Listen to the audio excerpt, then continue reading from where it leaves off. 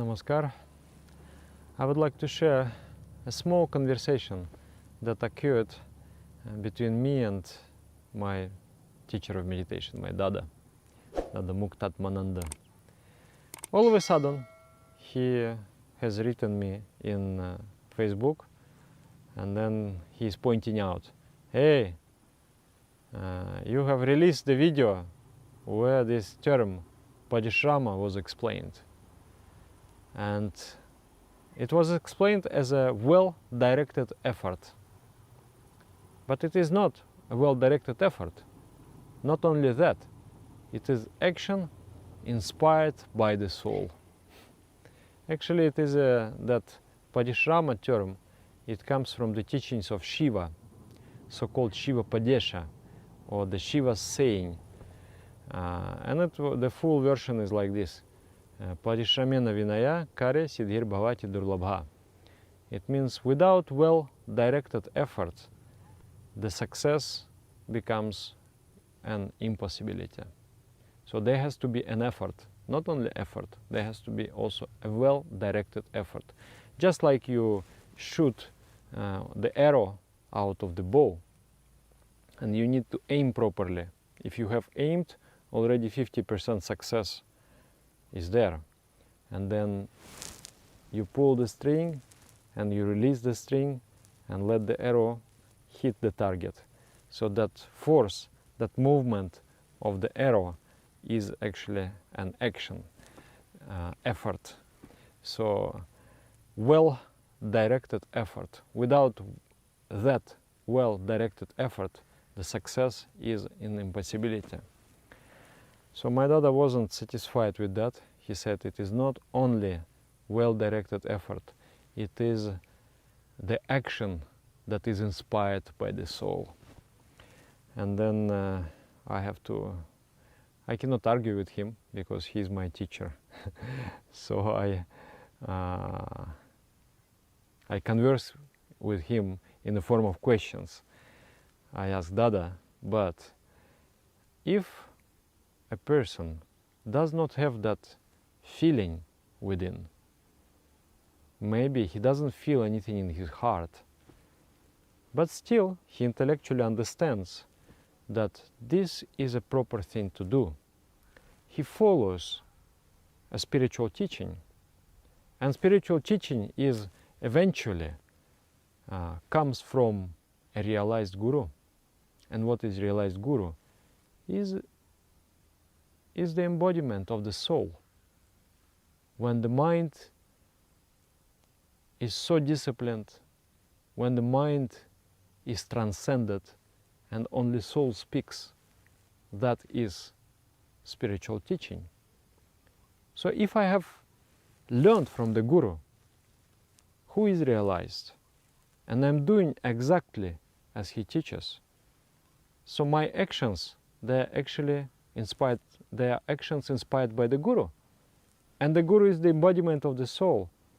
Would it not be also counted as parishrama, as the actions inspired by the soul? I thought that this argument is very solid, but my Dada, he just wrote something, dismissed that argument. And he wrote something very inspiring, and I would like to share that. He said that, look, everyone has a soul, and meditation is listening to the soul. If you remove your mind, you will be able to feel your heart. Heart not in the sense of physical organ, but the heart in the sense of your core of existence. And you will know what to do. By the way, my Dada, he is a poet. I remember many years back when we were together, he used to say, I need nothing in this life, just a piece of paper, a pen, and loneliness. Poetry is my companion. I need nothing else. And he's really a great poet when his poetry is always touching, always soul inspired.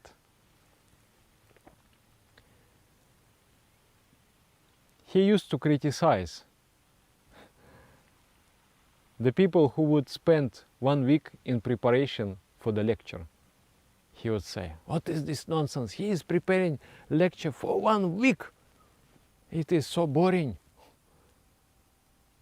One should speak from the heart, something very fresh, something very lively, which is important right now at this moment. One should deliver that." And then when we met in India, he asked me, just recently we met, he asked me very carefully, "So, are you preparing your lectures?" And then I said, no, Dada, don't worry. I speak from the heart." And he said, okay, I'm glad you got it. I'm glad you got it. So he's actually vigilant that I should not go on the path of intellectuality, that I should speak from the heart. In my opinion, there has to be some balance, because we need to build an intellectual context. We have to understand things intellectually. Then, when you listen to your heart, and actually he himself, my teacher, he is very well-read person. He read so many books, and he's a thinker. So he's very developed intellectually, cannot deny that. So, in my opinion, there has to be balance. You read a lot, you think a lot, but then you forget all that, and you rely on your heart, and let your heart speak. So, there are 2 types of people. One type is intellectual type.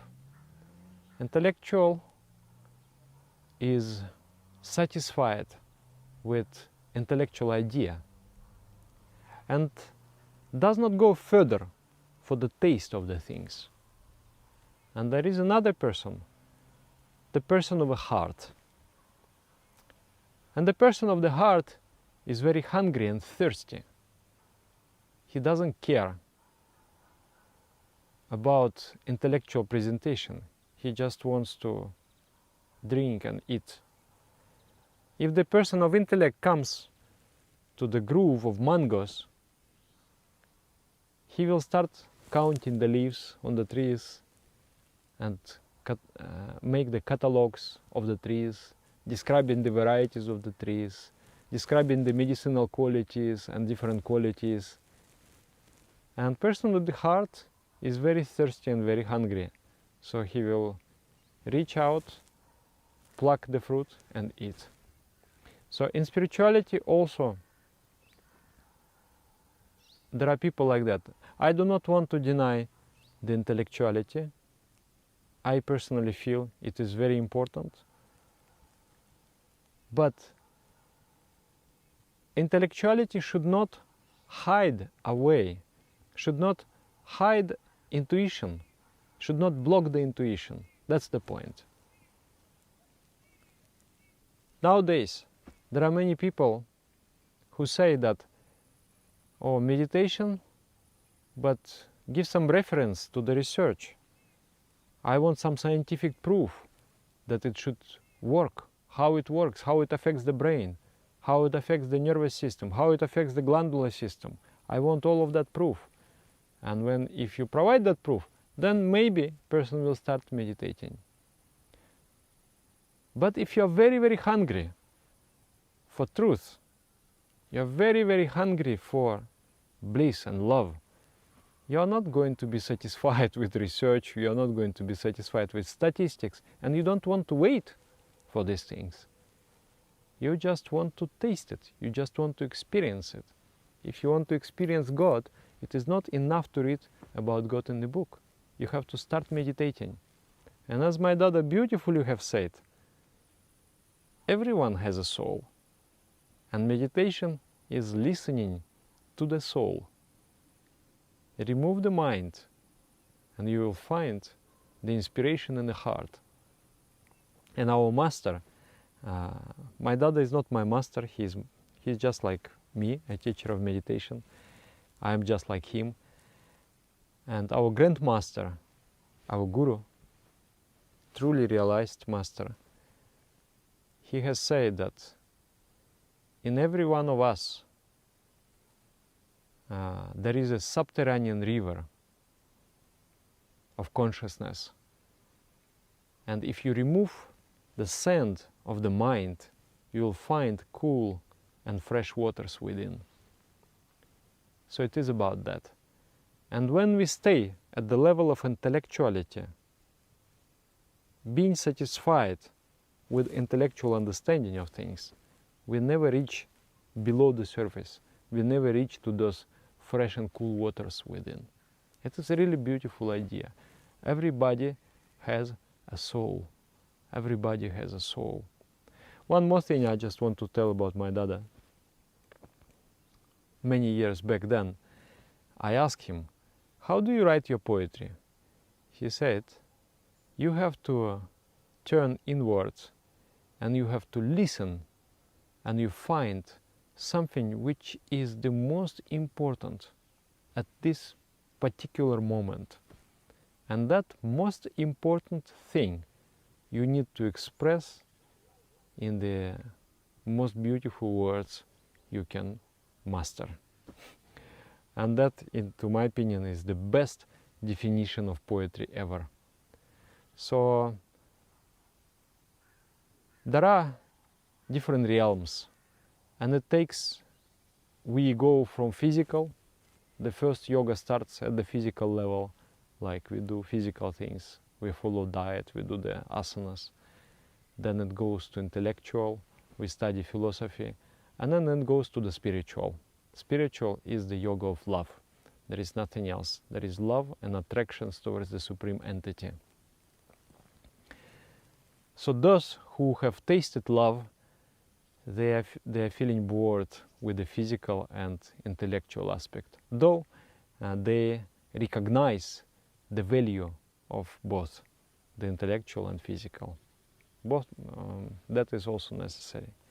So that is just a little inspiration. I was inspired and I was reminded by my teacher that the true spiritual wealth is below the surface of intellect, is somewhere deeper within. It would be interesting to know what you think about it. You can write in the comments. Namaskar.